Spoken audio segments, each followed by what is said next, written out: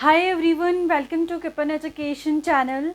हमने जो TGT commission के लिए प्रेपरेशन सीरीज स्टार्ट करी हुई है, ये उसी का एक पार्ट है।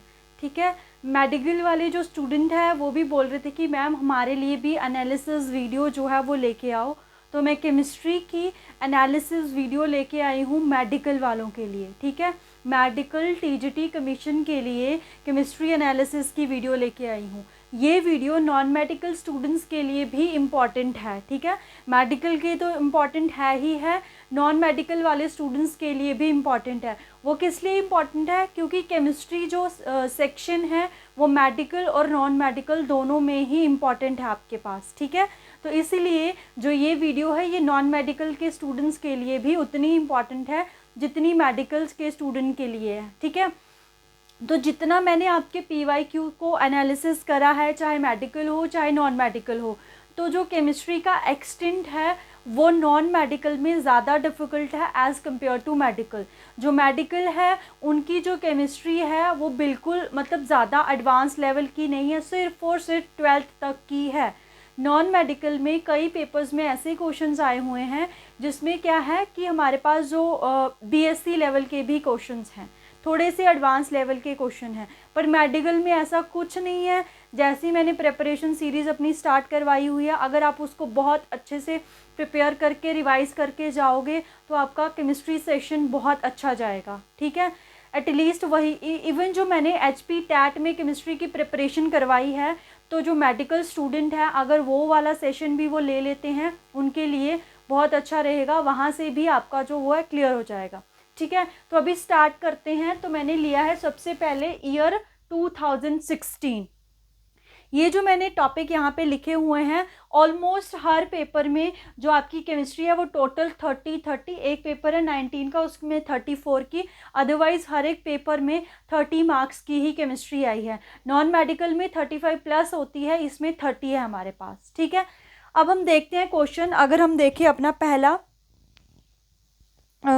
पहला जो ईयर है आपके पास 2016।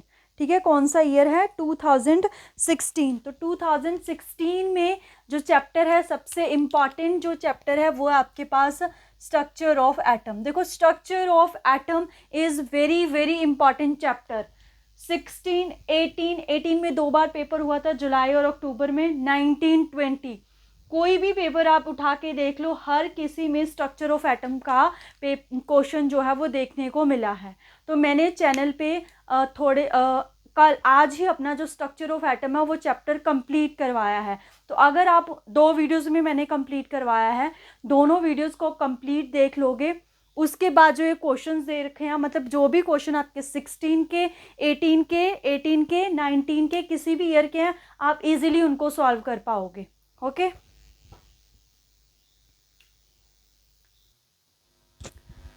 मैं बात कर रही थी structure of the atom chapter के बारे में। ठीक है, तो स्ट्रक्चर ऑफ द एटम जो चैप्टर है वो ऑलरेडी हम कंप्लीट कर चुके हैं। ठीक है, तो ये structure of the atom very very important chapter है। डिस्क्रिप्शन बॉक्स में आपको दोनों वीडियोस का लिंक मिल जाएगा, आप वहाँ से देख सकते हो। उसके बाद अपने PYQ देख सकते हो। आप देखोगे जितना मैंने सॉल्व करवाया, आप इजीली इन क्वेश्चंस को सॉल्व कर लोगे। जो भी स्ट्रक्चर ऑफ द एटम से क्वेश्चन आए हैं, क्वांटम नंबर के क्वेश्चन आए हैं, आइसोटोप आइसोटोन्स के ऊपर क्वेश्चन आए हैं, मोस्टली क्वांटम नंबर के देखे हैं मैंने, और प्रिंसिपल जो हमने पढ़े like Aufbau principle, Pauli exclusion principle, उनके ऊपर। ठीक है, ईजिली आप उन क्वेश्चन को सॉल्व कर लोगे। ठीक है, उसके बाद हम अगर सेकेंड जो टॉपिक है वो है हमारे पास periodic classification.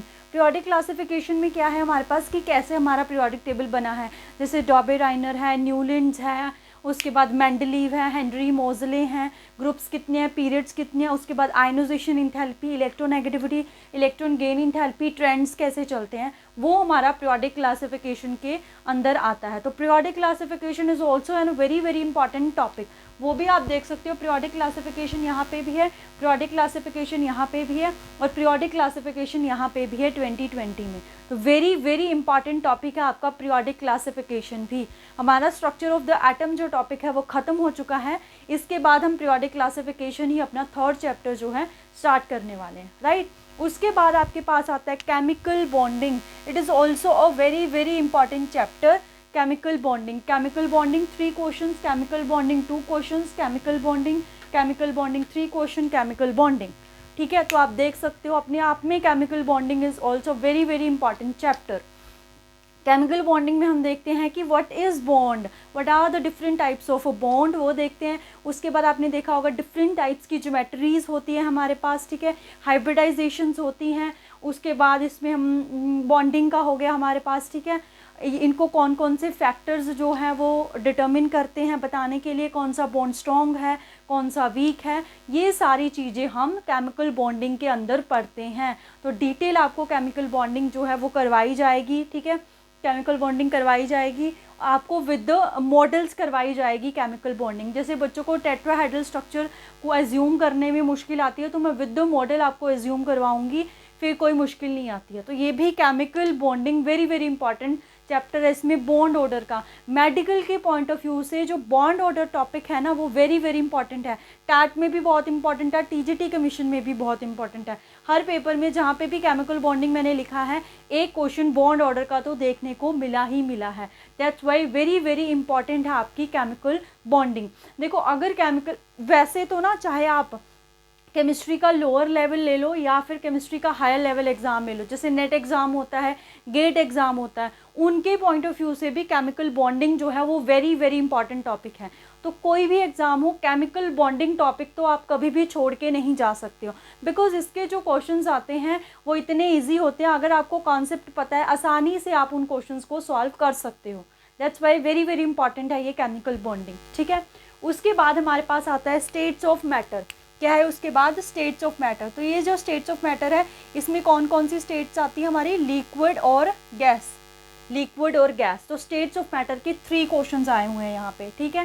States of matters के 3 क्वेश्चंस आए हुए हैं। स्टेट्स ऑफ मैटर यहाँ पे भी है, स्टेट्स ऑफ मैटर यहाँ पे भी है, यहाँ पे स्टेट्स ऑफ मैटर नहीं, 20 में स्टेट्स ऑफ मैटर नहीं है, तो 3 पेपर्स में तो है। तो state of matter is also very very important chapter, उसको भी हम छोड़ नहीं सकते हैं, ठीक है। केमिस्ट्री के देखो अब आपके पास 15 आई थिंक सो 11th में है, आई एम नॉट श्योर, 15 है आई थिंक सो, और 12th में भी 16 है। इसमें सारे ही चैप्टर्स जो हैं वो इम्पॉर्टेंट है, सारे चैप्टर्स आपको करवाए जाएंगे। इन केस आपसे जाके आगे जाके आपसे कोई चैप्टर नहीं हो रहे हैं तो आपको एक वीडियो प्रोवाइड करवाई जाएगी, उसमें बताया जाएगा कि ये जो चैप्टर है वो आप छोड़ सकते हो, क्योंकि उनसे एक क्वेश्चन आता है या फिर नहीं आता है क्वेश्चन, वो आप छोड़ सकते हो, ठीक है। वो आपको इन फ्यूचर वीडियो में बता दिया जाएगा। तो states of matter is also important. P block is also very very important. P block यहाँ पे भी हमारे पास, पी ब्लॉक यहाँ पे भी आप देख सकते हो, पी ब्लॉक यहाँ पे भी है। 18 में 5 क्वेश्चन आए हुए हैं, पी ब्लॉक यहाँ पे भी है और पी ब्लॉक हमारे पास यहाँ पे भी है। तो इसका मतलब पी ब्लॉक एलिमेंट, क्योंकि पी ब्लॉक एलिमेंट में हमने 13, 14, 15, 16, 17, 18 6 ग्रुप को स्टडी करना है। अपने आप में काफ़ी बड़ा चैप्टर है और क्वेश्चंस भी इसमें से फ्रेम होते ही होते हैं आपके पास, ठीक है। नेक्स्ट टॉपिक पे चलते हैं। नेक्स्ट है हमारे पास मेटालिक सेपरेशन वाला चैप्टर। कौन सा है? Metallic separation. इसमें से कितने क्वेश्चन आए हुए हैं? 3 क्वेश्चन। मेटालिक सेपरेशन वाला ये आपका 12th का है, general principle of A metallic separation करके कुछ चैप्टर है आपका, चैप्टर नंबर 6 है, वहाँ से है। इसमें आपको क्वेश्चन सेपरेशन टेक्निक का आएगा कि डिफरेंट ओर से हम मेटल्स को कैसे एक्सट्रैक्ट कर सकते हैं। लाइक आपने सुना होगा froth flotation process, leaching process, magnetic separation, levigation, बीच बीच में टर्म्स होती है, फ्लक्स होती हैं, स्लैग्स होती हैं, इनके ऊपर क्वेश्चन आता है, ठीक है। और मेटल्स के ओर्स के ऊपर भी क्वेश्चन आ जाता है, अलॉय के ऊपर भी क्वेश्चन आ जाता है। तो वो एक क्वेश्चन अलॉय का आया हुआ था, इसमें 2 क्वेश्चन आपको सेपरेटिंग टेक्निक के आए हुए थे, ठीक है। तो और इसमें देखिए अगर हम मेटल्स का, इसमें नहीं है हमारे पास सेपरेशन टेक्निक का, इसमें भी नहीं है सेपरेशन टेक्निक का, सेपरेशन टेक्निक नो, इसमें है हमारे पास रिडॉक्स है, सॉलिड है, नो इसमें भी नहीं है हमारे पास। बट ये इम्पॉर्टेंट है चैप्टर मेटालिक सेपरेशन हमारे पास, बट ये है, इसमें है 18 में है हमारे पास मेटालिक सेपरेशन। एक बार गो थ्रू तो करना, इजी चैप्टर है। देखो जो इजी और छोटे चैप्टर उनको बिल्कुल नहीं छोड़ना है, क्योंकि देखो इजी और छोटे चैप्टर क्या है कि जल्दी से पढ़ के आप उनको रिवाइज कर दोगे तो उनको छोड़ने का कोई फ़ायदा नहीं, क्योंकि एक आधा क्वेश्चन उसमें से बन जाता है हमारे पास। छोटा टॉपिक है, जो चैप्टर छोटे छोटे उनको तो रिवाइज करके जाना ही जाना है आपने, ठीक है। उसके बाद नेक्स्ट आता है हमारे पास स्टीरियोकेमिस्ट्री। देखो ये स्टीरियोकेमिस्ट्री आपका, आप बोलोगे 11th 12th में तो कहीं पे भी स्टीरियोकेमिस्ट्री देखने को नहीं मिलता है, बट आपका हेलो अल्केन्स और हेलो अरीन्स एक चैप्टर है 12th की केमिस्ट्री में, उसी में ही स्टीरियोकेमिस्ट्री एक छोटा सा पार्ट है, उसी में से क्वेश्चन आया हुआ। लाइक कायरल कार्बन क्या होता है हमारे पास, एनेंशियोमर्स क्या होते हैं, डायस्टीरियोमर्स क्या होते हैं, तो बेसिक जो स्टीरियोकेमिस्ट्री है उसका आइडिया हम ज़रूर लेंगे। ठीक है, स्टीरियोकेमिस्ट्री बीएससी लेवल का भी टॉपिक है, बट बीएससी लेवल का आपको क्वेश्चन नहीं दिखा था, तो 12th लेवल का ही क्वेश्चन है, तो वो हम वहीं हेलो अल्कीन और हेलो अरीन्स चैप्टर में डिस्कस कर लेंगे। ठीक है, बस एक यहाँ पे आया स्टीरियोकेमिस्ट्री का क्वेश्चन, एक और भी कहीं पे आया, ये 2020 में भी स्टीरियोकेमिस्ट्री का क्वेश्चन आया हुआ है। यही क्वेश्चन था इनमें, क्योंकि उसमें एक ही क्वेश्चन है तो उसमें ये वाला क्वेश्चन था, कायरल कार्बन आपको बताना था। तो कायरल कार्बन क्या होता है हमारे पास, ऐसा कार्बन जिसमें 4 डिफरेंट ग्रुप्स होते हैं हमारे पास, वो हमारे पास कायरल कार्बन होता है। राइट, नेक्स्ट चलते हैं organic chemistry. Organic chemistry is also a very very very important. देखो non medical point of view से ऑर्गेनिक केमिस्ट्री बहुत ज़्यादा इंपॉर्टेंट है। क्यों? क्योंकि नॉन मेडिकल जो है वो उसमें ऑर्गेनिक केमिस्ट्री के ज़्यादा क्वेश्चन आते हैं।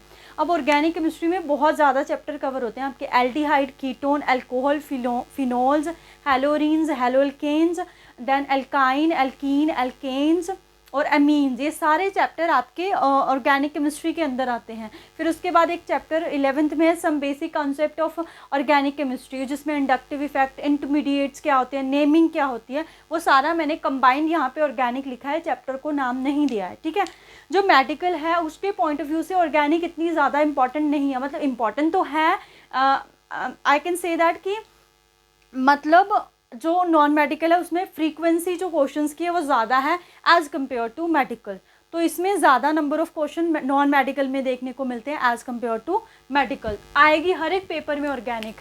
2018 में 7 क्वेश्चन, 2018 में ही 7 क्वेश्चन, 2019 में 8 क्वेश्चन, 2020 में 7 क्वेश्चन। ठीक है, अब आप बोलोगे कि मैंने बोला है इतने ज़्यादा क्वेश्चन नहीं देखने को मिलते हैं। नॉन मेडिकल में बहुत ज़्यादा 11, 12 ऐसे 13 क्वेश्चन भी देखने को मिले हैं एक पेपर में। बहुत पुराना पेपर है 1998 का, उसकी बात कर रही हूँ उसमें। ठीक है, तो ये ऑर्गेनिक केमिस्ट्री तो बहुत ज़्यादा इंपॉर्टेंट है। जिन बच्चों को डिफ़िकल्ट लगती है ऑर्गेनिक केमिस्ट्री, चैनल के थ्रू आपको पढ़ाया जाएगा।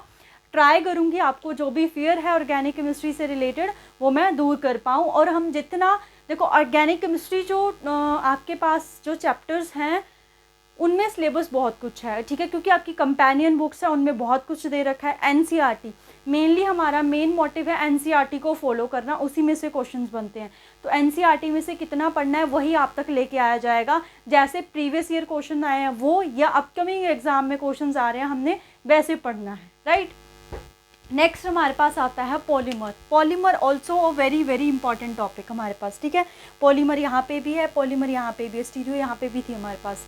इसके बाद इसमें पॉलीमर नहीं है हमारे पास, इसमें पॉलीमर है और इसमें भी पॉलीमर है हमारे पास। ठीक है, इसमें भी पॉलीमर है हमारे पास। तो polymer is also very very important topic. इसमें से कैसे क्वेश्चन आते हैं, लाइक हमारे पास कौन सी किसकी मोनोमर यूनिट्स है, टाइप्स के ऊपर कंडेंसेशन पॉलीमर होते हैं, थर्मोसेटिंग, थर्मोप्लास्टिक, या लाइक टेफ्लॉन कहाँ पे यूज़ होता है, नॉन कोटिंग यूटेंसिल्स में यूज़ होता है। ठीक है, और भी बहुत सारे क्वेश्चन बनते हैं, तो ये सारी चीज़ें हमने देखनी है पॉलीमर चैप्टर में। ठीक है, उसके बाद आता है हमारे पास redox reaction. It is also very very important topic. ठीक है, रिडॉक्स रिएक्शन, तो रिडॉक्स रिएक्शन का क्वेश्चन यहाँ पे भी आया हुआ है। रिडॉक्स रिएक्शन इसमें है कहीं रिडॉक्स रिएक्शन, ये यहाँ पे भी रिडॉक्स रिएक्शन देखने को मिला है हमारे पास। अगर आप आइडिया लगाओगे ना 2016, देखो स्ट्रक्चर ऑफ एटम ये हमारा हो गया, केमिकल बॉन्डिंग ये पी।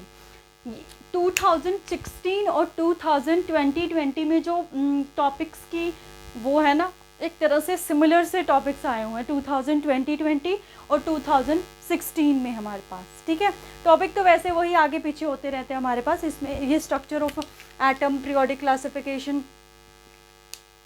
केमिकल बॉन्डिंग ये हो चुका है, structure of atom, chemical bonding हो चुका है, structure of atom, chemical bonding हमारा हो चुका है। ठीक है, स्टेट्स ऑफ मैटर हो चुका है हमारे पास। उसके बाद नेक्स्ट जो टॉपिक है वो आपका सॉल्यूशन। नेक्स्ट कौन सा टॉपिक है, सॉल्यूशन। देखो सॉल्यूशन में बहुत सारी चीज़ें हैं। देखो सॉल्यूशन में जो सॉल्यूशन चैप्टर है ना, उसका सबसे इंपॉर्टेंट टॉपिक माना जाता है क्वालिटेटिव प्रॉपर्टी, अगर हम सब्जेक्टिव पॉइंट ऑफ व्यू से बात करें। बट क्वालिटेटिव प्रॉपर्टी का अभी तक कोई क्वेश्चन नहीं आया। सॉल्यूशन में से जो क्वेश्चन आए हैं मोलैलिटी के ऊपर, नॉन मोलैलिटी के ऊपर, देन मोलैलिटी के ऊपर, कॉन्सेंट्रेशन के ऊपर, इनके ऊपर क्वेश्चन देखने को मिले हैं। सिंपल जो मोल कॉन्सेप्ट है हमारा, उसके ऊपर सिंपल मोल कॉन्सेप्ट समझना है, उस मोल कॉन्सेप्ट को सॉल्यूशन के साथ रिलेट करना है, वो हमारे पास, ठीक है। तो सोल्यूशन यहाँ पे आया हुआ है, यहाँ पे मोल कॉन्सेप्ट है, इसी से मिलता जुलता क्वेश्चन था यहाँ पे भी, और यहाँ पे हमारा सॉल्यूशन, यहाँ पे भी सॉल्यूशन है, और यहाँ पे भी सॉल्यूशन है। 4 मार्क्स का आया हुआ है, यहाँ पे 2 मार्क्स का आया हुआ है। उसके बाद है हमारा थर्मोडाइनमिक्स, ठीक है, थर्मोडाइनमिक्स है हमारे पास। तो थर्मोडाइनमिक्स यहाँ पे नहीं है हमारे पास, यहाँ पे थर्मोडाइनमिक्स है, यहाँ पे भी थर्मोडाइनमिक्स है, और यहाँ पे थर्मोडाइनमिक्स नहीं है। कोई बात नहीं, थर्मोडाइनमिक्स बिल्कुल ही बेसिक से क्वेश्चन आए हुए हैं थर्मोडाइनमिक्स से भी। मेडिकल का paper as compare to non medical easy रहा है, जितने भी पेपर हैं मैंने एनालिसिस करे हैं आपके पास, ठीक है। नेक्स्ट जो है वो है इक्विलिब्रियम। नेक्स्ट कौन सा है? इक्विलिब्रियम। इक्विलिब्रियम यहाँ पे भी हमारा देखने को मिल रहा है। उसके बाद इक्विलिब्रियम इक्विलिब्रियम सिर्फ हमारे पास कहाँ पे 2016 में ही देखने को मिला है। तो 2016 में हमारे पास देखो, 2016 के पेपर को अगर हम 18 के साथ कंपेयर करते हैं, 1 2 3 4 5 6 7 8 9 चैप्टर्स तो वही है जो 2016 में है। उसके अलावा चैप्टर्स ऐड हुए हैं सॉलिड स्टेट, वो तो स्टडी करना ही करना है, बेसिक से क्वेश्चन है, लेटेस्ट के ऊपर क्वेश्चन आए हैं। कोऑर्डिनेशन केमिस्ट्री, ये केमिकल रिएक्शन का क्वेश्चन आया हुआ था कि व्हेन कंबशन होती है जब हमारे पास, आई थिंक सो, कि आपको बताना है इसमें से कौन सी जो है रिडॉक्स रिएक्शन है, कुछ ऐसे करके, ठीक है। वो रिडॉक्स रिएक्शन का क्वेश्चन भी माना जा सकता है। उसके बाद केमिकल काइनेटिक्स ऐड हुआ है इसमें, इन्वायरमेंटल केमिस्ट्री और हाइड्रोजन टॉपिक ऐड हुआ है। ये 3 चैप्टर्स अलग से ऐड हुए हैं हमारे पास, ठीक है। वो तो होता ही है हमेशा हमारे पास कि जब हमारे पास पेपर फ्रेम होता है, कुछ तो आउट ऑफ द बॉक्स हमारे क्वेश्चन देखने को मिलते ही हैं, ठीक है। 2-3 क्वेश्चन तो कोई कितना भी पढ़ ले, आपको 2-3 क्वेश्चन ऐसे ज़रूर मिलेंगे जिसके बारे में आपने सोचा नहीं होगा कि ऐसा भी हो सकता है। अगर तो आपको उसके बारे में पता है तो बहुत अच्छी बात है, नहीं पता है फिर तो वो छोड़ने पड़ते हैं, ठीक है। अब 2018 जो अक्टूबर में पेपर हुआ उसको इसके साथ कंपेयर करें तो उसमें भी सेम टॉपिक हमारे पास क्या ऐड हुए हैं, सॉल्यूशन आया, states of matter, P block, equilibrium आया है, उसके बाद इन्वायरमेंटल केमिस्ट्री आया है, डी ब्लॉक नहीं आया, मेटालिक सेपरेशन आया, पी ब्लॉक आया, सरफेस केमिस्ट्री यहाँ पे न्यू टॉपिक ऐड हुआ है, ठीक है। क्या ऐड हुआ है? सरफेस केमिस्ट्री जो है, सरफेस, और अगर हम बात करें हाइड्रोजन हमारा यहाँ 18 में आ गया था। बाकी सारे वही टॉपिक्स हैं हमारे पास। यहाँ पे सॉलिड स्टेट ऐड हुआ था, यहाँ पे भी सॉलिड स्टेट है हमारे पास, ठीक है। स्टेट्स ऑफ मैटर पीछे ही चल रहा है। तो जैसे जैसे आप ईयर वाइज आगे जा रहे हो, आप क्या देख रहे हो कि जो आपके क्वेश्चंस हैं, जो आपके चैप्टर्स हैं, वो पिछले साल के पेपर से मिलते हैं। तो चैप्टर्स, दैट्स वाई जो इनकी एनालिसिस है आपके प्रीवियस ईयर क्वेश्चंस की, वो वेरी वेरी इंपॉर्टेंट है। इनसे आपको आइडिया लगेगा कौन से चैप्टर्स जो हैं वेरी वेरी इंपॉर्टेंट हैं। अब जैसे आपके पास है सरफेस केमिस्ट्री चैप्टर, अगर आप चाहते हो उसको छोड़ना तो छोड़ सकते हो, कोई प्रॉब्लम नहीं है उसमें, क्योंकि ऐसा चैप्टर यहाँ से क्वेश्चन आ सकता है, नहीं भी आ सकता। इसमें कोलाइडल सोल्यूशन आता है हमारे पास, तो वो तो आपने छोटे लेवल पे भी पढ़ा हुआ है, ठीक है। कोलाइडल सोल्यूशन जो है वो तो आपने छोटे लेवल पे भी पढ़ा हुआ है। तो कोलाइडल सोल्यूशन, उसके बारे में तो आपको पहले से ही आइडिया, तो सरफेस केमिस्ट्री को आप यहाँ से छोड़ सकते हो टॉपिक को। और क्या देख रहे हो आप यहाँ पे कि हमारे पास देखो, structure of the atom, periodic classification, chemical bonding, organic, और आपके पास है states of matter, P block. इनको तो छोड़ के जाना ही नहीं है, इनको छोड़ने की बात कहीं से आती ही नहीं है, क्योंकि ये चैप्टर है हर ईयर में देखने को मिले हैं आपके पास। 2019 से कंपेयर करें, वही सारे देखो, सॉलिड स्टेट है हमारे पास। यहाँ पे जो न्यू चैप्टर ऐड हुआ है वो हुआ है एस ब्लॉक, ठीक है। कौन सा चैप्टर ऐड हुआ है? New S block. Environmental chemistry वही है, ऑर्गेनिक वही है, बायोमोलिक्यूल एक न्यू चैप्टर ऐड हुआ है। तो अगर मैं बात करूँ मेडिकल के पॉइंट ऑफ व्यू से, तो बायोमोलिक्यूल्स अपने आप में इंपॉर्टेंट चैप्टर है। आप मेडिकल वाले हो तो बायोमोलिक्यूल आपके लिए कोई मुश्किल चैप्टर नहीं होना चाहिए। उसमें हम कार्बोहाइड्रेट्स, प्रोटीन्स, हमारे पास ऑर्गेनिक प्रोटीन्स होती है, essential non essential proteins, nucleotides, nucleosides, DNA, RNA, vitamins, कौन सी विटामिन से कौन सी डेफिशिएंसी होती है। तो ये तो मेडिकल वालों के लिए कोई ज़्यादा मुश्किल चैप्टर नहीं होना चाहिए, तो इसको तो गो थ्रू करना है और यहाँ से क्वेश्चन आएगा क्योंकि ये मेडिकल से मिलता जुलता है आपके पास, ठीक है। उसके बाद लास्ट जो ईयर 2020 का आ रहा है, तो आप देख सकते हो कि सभी के सभी वही सारे टॉपिक है, केमिकल काइनेटिक्स भी वही टॉपिक है, सरफेस केमिस्ट्री वही टॉपिक है। यहाँ पे न्यू टॉपिक ऐड हुआ है, केमिस्ट्री इन एवरीडे लाइफ। कौन सा टॉपिक ऐड हुआ है यहाँ पे? Chemistry in everyday life. Chemistry in everyday life हमारे पास यहाँ पे टॉपिक जो है वो ऐड हुआ है। केमिस्ट्री इन एवरीडे लाइफ में हम क्या मेडिसिन्स के बारे में पढ़ते हैं, एंटीसेप्टिक क्या है, एंटीपायरेटिक क्या है। इसमें आपको इक्विनिल करके एक होती है हमारे पास मेडिसिन, उसके ऊपर क्वेश्चन आया हुआ था, ठीक है। तो ये भी मेडिकल के पॉइंट ऑफ व्यू से इंपॉर्टेंट चैप्टर है। इसमें छोटी छोटी सी डेफिनेशन है, वो आपने पढ़नी है, तो ये टॉपिक छोड़ के जाने का कोई वो बनता ही नहीं हमारे पास, ठीक है। बाकी ये कोऑर्डिनेशन हमने देख लिया है, उसके बाद बायोमोलिक्यूल्स भी हमने देख लिए हैं। तो आप देख सकते हो कि बार बार रिपीट होने वाले चैप्टर्स कौन से। यहाँ पे जो न्यू चैप्टर ऐड हुआ है वो हुआ है हमारा एस ब्लॉक।